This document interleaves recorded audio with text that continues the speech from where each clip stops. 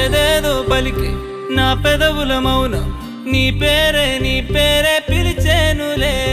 నీ పిచ్చితోనే అల్లాడే ప్రాణం నిన్నేలే